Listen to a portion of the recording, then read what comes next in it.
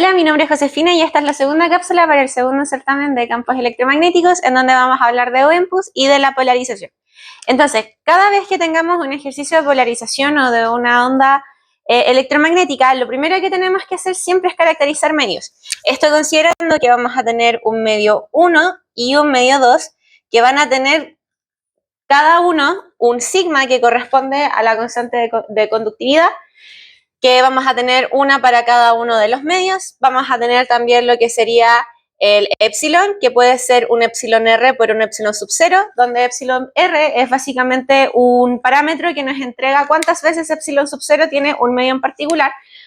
También vamos a tener el mu, 1 por ejemplo, y aquí vamos a tener exactamente lo mismo al otro medio. Sin estos parámetros no se puede caracterizar entonces el medio, o también se puede que en el certamen les entreguen la caracterización ya hecha y ustedes tengan que encontrar los parámetros del medio. Entonces, considerando que ya tenemos estos parámetros, podemos nosotros definir qué tipo de medio es. Podemos tener un medio sin pérdidas, que es cuando sigma es igual a 0, o podemos tener un buen conductor, un dieléctrico con pequeñas pérdidas, o un conductor perfecto, que es cuando sigma tiende a infinito. Entonces, vamos a comenzar con el conductor o el buen conductor, que es cuando sigma partido en omega por e, en donde omega es 2pi por frecuencia y el epsilon corresponde a la multiplicación entre epsilon relativo y el epsilon sub 0. Esto es súper importante porque muchas veces solamente colocan el epsilon relativo y aquí se tiene que ocupar el epsilon completo que va a tener entonces el medio. Si este es mucho mayor a 1, con esto nos referimos a que sea por lo menos tenga por lo menos un decimal. Por ejemplo, puede ser 1,5, 1,2, 2, 5, 10, etc. Si es que se cumple esta condición, es decir, que sea mayor que 1 o que sea mucho mayor que 1, entonces vamos a tener un buen conductor. Aquí vamos a tener que las constantes de alfa y beta, que se colocan en gamma, igual como teníamos en líneas de transmisión, que es alfa más j veces beta, van a ser exactamente idénticos. Entonces vamos a tener que alfa va a ser igual a beta, que es igual a la raíz de omega por mu por sigma dividido en 2. Y vamos a tener que el eta, es decir, la resistencia intrínseca del medio, porque al igual como lo veíamos en líneas de transmisión, los medios van a tener entonces una resistencia característica que va a impedir, al igual que una resistencia eléctrica, el paso de los campos electromagnéticos. En este caso va a ser omega por mu partido en sigma y esto con ángulo de 45. Eso quiere decir que vamos a tener una resistencia intrínseca del medio que va a ser de forma compleja. Luego vamos a tener los dieléctricos con pequeñas pérdidas, que es totalmente lo contrario al buen conductor. Es decir, aquí esta constante que hay que calcular tiene que ser mucho menor que 1. Nuevamente, esto considerando que sea 0,5, 0,7, 0,1, etc. Y vamos a tener aquí entonces que el alfa va a ser sigma partido en 2 por la raíz de mu partido en epsilon, nuevamente esto considerando tanto los epsilon relativos como el epsilon sub 0. Y vamos a tener que beta va a ser corresponder a omega por la raíz de mu por epsilon. Y vamos a tener entonces que la resistencia intrínseca del medio va a ser la raíz de cuadrada de mu partido en epsilon. Esto también considerando que probablemente en las PPTs vean de que aquí hay muchos más términos realmente. Esta ya es la aproximación de lo que originalmente van a ser estos medios. Entonces, es súper importante que ustedes tengan la comparación entre lo que se entrega en las PPT y lo que sería la aproximación, que básicamente es lo mismo, solamente que con muchos menos términos. Así que estas aproximaciones sí se pueden utilizar en los certámenes de campos. Por último, vamos a tener cuando sigma es igual a 0, eso implica entonces, como pueden ver acá, alfa siempre tiene una dependencia directa de sigma. Entonces, si sigma no existe, eso quiere decir que alfa, por tanto, no va a existir. Y no vamos a tener pérdidas entonces dentro de la línea. Por otro lado, beta se va a calcular como omega por la raíz de mu por epsilon y también la podemos representar como 2pi partido de lambda, que es lo usual y es lo que nosotros vamos a utilizar, quizás no tanto en esta pregunta, pero sí en la siguiente. Otra cosa súper importante es saber cuál va a ser nuestra eta sub 0. En este certamen tienen que calcular una cantidad impresionante de etas. Entonces es súper importante que si es que no quieren perderse con los números, puedan tener como fracciones que les ayuden entonces a estar más seguros de lo que están haciendo. Entonces en este caso vamos a tener que siempre mu sub 0 partido en epsilon sub 0 en raíz cuadrada, que es la resistencia intrínseca del aire, vamos a tener entonces que esto va a ser 120 pi ohms. Como recomendación, esto da 377 más o menos en número. Nuestra recomendación siempre es que ustedes ocupen 120 pi. porque es para nosotros más fáciles de revisar y al mismo tiempo se confunden menos con los decimales. Bien, entonces aquí vamos a pasar a otro tipo de ondas. Vamos a tener ondas que se les conoce como una propagación arbitraria, es decir, que pueden existir en cualquier parte de nuestro plano de 3 dimensiones. Entonces, vamos a ocupar una forma del campo electromagnético, tanto eléctrico como magnético, particular. Es decir, vamos a ocupar esta forma general, en donde vamos a tener el E sub 0, que va a corresponder a la magnitud que va a tener entonces nuestro campo eléctrico. Vamos a tener esta constante que está acá, que es epsilon, no, perdón, sí, Euler. Euler elevado a la menos j del vector k producto punto con el vector r, que vamos a ver al tiro eso qué significa. Y vamos a tener este vector que es el vector AE, que lo que hace es un vector unitario. Eso quiere decir que cuando ustedes les pidan representar de esta forma el vector, tienen que darse cuenta si es que esto es un vector unitario o no, si no van a tener que cambiar la magnitud para entonces poder hacerlo vector unitario. Este vector de acá, que es el vector unitario, puede ser un vector de una sola dirección o de 2 componentes direccionales. Eso depende mucho de cómo va a venir hecho el ejercicio. Entonces, ¿qué tenemos nosotros aquí de relevante dentro de esta forma de cómo expresar el campo eléctrico? Vamos a tener estos 2 componentes, que tenemos el vector K y el vector R. El vector R básicamente es un vector de posición y nos dice y nos caracteriza el medio que estamos ocupando. En este caso nosotros solamente vamos a ver cosas tridimensionales, o nos vamos a ir a más dimensiones. Entonces, como es tridimensional, tenemos la componente X, Y y Z. Entonces, como se darán cuenta, cada vez vamos acortando cómo es que se llama lo que va a tener la exponencial. Y lo que tiene la exponencial es súper importante porque nos va a entregar el sentido de la propagación que va a tener entonces la onda electromagnética. Ahora, este K corresponde a beta.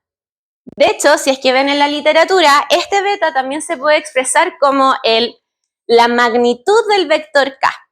Entonces, considerando que beta es la magnitud del vector K, vamos a multiplicar este beta por el vector unitario entonces del vector K. Entonces, en un ejemplo sencillo, nosotros podríamos encontrar algo como esto. E elevado a la j beta z. Entonces, ¿qué significa E elevado a la j beta z? Yo sé que mi vector R jamás va a cambiar, entonces siempre va a ser X, Y y Z porque es un vector de posición. Ahora, ¿cómo va a ser mi vector K? Como esto es un producto cruz, lo que había aquí es un producto cruz entre K y R, va a sobrevivir solamente la componente de esa parte del producto cruz, o sea, del producto punto. Entonces aquí yo voy a tener 0, 0, beta, y de esa forma, cuando yo hago el producto punto entre ambas, me va a quedar como beta Z. ¿Sí? Entonces, es súper importante que ustedes comprendan esto y de que al final acá va a aparecer lo que sobreviva en el producto punto. Bien, y como yo decía antes, esto nos va a entregar la propagación de la onda electromagnética que vamos hacia allá. Entonces, ¿cómo yo puedo llegar de un campo eléctrico a un campo magnético? Esto es solo se utiliza cuando tenemos un fasor expresado de esta forma. Si ustedes están haciendo el ejercicio, por ejemplo, de condiciones de frontera, no se puede utilizar esta forma para cambiar de campo eléctrico a magnético prácticamente y principalmente porque no tenemos este vector de acá, no tenemos este vector K. Entonces, ¿cómo ahora se cambia? Yo tengo que el campo eléctrico va a ser eta del medio, recuerden que lo primero que tenemos que hacer es caracterizar el medio, H cruz el vector unitario de K. En este caso, ¿cuál sería el vector unitario de K? No sería beta Z, sino que sería solamente Z, porque es un vector unitario. Ahora, si tuviéramos beta por A, no sé, por AZ y AI, en ese entonces sí tendríamos entonces quizás aquí como un número, pero mientras sea un vector unitario con una sola dirección, entonces vamos a tener solamente como una componente del vector unitario. Ahora, el campo magnético se saca muy similar al campo eléctrico y podemos llegar diciendo que va a ser 1 partido en eta del medio que habíamos caracterizado, producto cruz entre el AK, es decir, el vector unitario del vector K, por entonces el campo eléctrico. Ahora, vamos a hacer una diferenciación entre lo que es la propagación y la oscilación de una onda electromagnética. Esto es como si ustedes tuvieran la Tierra. La Tierra rota y se traslada. Una onda electromagnética hace algo parecido. Rotar en este caso sería la oscilación y como el planeta se traslada sería entonces la propagación de la onda electromagnética. Entonces básicamente vamos a tener una onda que puede ir girando, por ejemplo, y al mismo tiempo desplazándose hacia adelante. Entonces ahí entra lo que se conoce como el vector de Poynting, que básicamente nos entrega la potencia promedio, la densidad de potencia promedio de una onda electromagnética. Digo densidad de potencia promedio porque esto está en watt partido en metro al cuadrado. Y esto, el vector de Poynting, que es esta densidad de potencia promedio, nos va a entregar siempre la dirección de la propagación. Es decir, en este caso, yo sé que la propagación va a estar en Z. Entonces, cuando yo haga este producto cruz que se encuentra en esta fórmula de acá, yo tengo que llegar a ese Z. De lo contrario, entonces no vamos a estar en la propagación correcta. Entonces, para hacerlo más demostrativo, vamos a decir que, por ejemplo, yo puedo tener una oscilación circular. Si yo freno la onda electromagnética en un plano, voy a ver perfectamente el círculo, pero esta es la polarización, no es la propagación. En este caso, en nuestro ejemplo, la propagación se está yendo hacia Z positivo, es decir, vamos a propagarnos en esta dirección. Entonces, si yo no freno la onda electromagnética, yo lo que voy a estar viendo es un círculo viniendo hacia mí. ¿Bien? Ahora, ¿cómo calculo yo la propagación? ¿Cómo calculo yo la polarización? La propagación ya la sabemos porque siempre va a depender del vector de Poynting. Ahora, ¿cómo yo calculo entonces la polarización de una onda electromagnética? Siempre tiene que ver con el campo eléctrico, pero con un campo eléctrico en particular, que va a ser el campo eléctrico instantáneo. Es decir, vamos a tener un campo eléctrico que va a depender de R, que va a ser nuestra propagación, y que al mismo tiempo va a depender del tiempo. Entonces, ¿qué vamos a hacer nosotros ahora? Vamos a decir que esto va a ser la parte real de el campo eléctrico que solamente teníamos en R, que es esta forma, por E a la J omega de T. ¿Sí? Entonces, si se dan cuenta, acá nosotros también tenemos, entonces, una exponencial. Entonces, vamos a resumir cómo nos va a quedar esto. Va a ser la parte real, entonces, voy a cambiarlo con el ejemplo que tenemos acá, meramente para ser demostrativos. Vamos a tener que esto está en Z y en T, porque solamente depende de Z. Y va a ser, entonces, E0 por E a la J beta Z, por E a la J omega T. Y eso en el vector unitario, entonces, que va a tener nuestro campo eléctrico. Estas son exponenciales. ¿Qué quiere decir eso? Una exponencial va a ser coseno de esa exponencial más j seno de esa misma exponencial. Entonces, si nosotros queremos solo la parte real, solamente va a sobrevivir entonces la parte del coseno, no la del seno. Entonces, esto va a quedar como E0 coseno de omega t menos beta z en el vector unitario. Pero ahora bien, yo quiero solamente ver mi polarización fija, porque a mí no me sirve de nada ver esta espiral que está viniendo hacia mí. Yo necesito ver una onda que se estaciona. Entonces, para eso yo voy a estacionar este campo eléctrico instantáneo en Z igual a 0. Entonces, con eso me saco de encima una de las componentes entonces de mi campo eléctrico y voy a tener que esto va a ser entonces E0 coseno de omega t. Entonces solamente voy a depender del tiempo y voy a poder entonces reducir mi polarización a un plano en particular. Entonces, en vez de ver todo este círculo que está recorriendo, por ejemplo, yo voy a estar viendo un círculo fijo. Que eso es lo que nosotros queremos saber. Ahora bien, si es un círculo, una elipse o una recta, incluso una constante, va a depender netamente de la forma que va a tener el campo eléctrico. Si es que el campo eléctrico en algún punto tiene una J, por ejemplo, tenemos un campo eléctrico que sea 4X más JI, ese J yo también lo puedo representar como una exponencial. Entonces siempre tienen que tener en cuenta que J también se puede representar como E elevado a la J pi medios. Entonces, de esta forma, yo voy a poder incluir este E a la J pi medios dentro de mi coseno.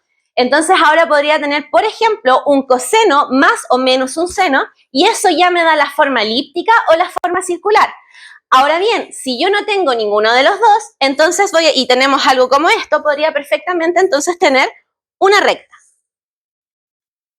Bien, ahora, la polarización siempre tiene que venir hacia nosotros. ¿Qué quiere decir esto? Que, por ejemplo, si voy a borrar acá, que, por ejemplo, vamos a hacer, y este dibujito lo pueden llevar en su formulario, vamos a hacer el dibujito de X, Y y Z. Yo voy a estar diciendo que la onda que viene incidiendo al medio va a venir en la dirección Z positivo. Entonces esto va a incidir. Ahora, si yo estoy viendo una onda reflejada, entendemos de que la onda reflejada siempre va a ir a la dirección contraria a la onda incidente.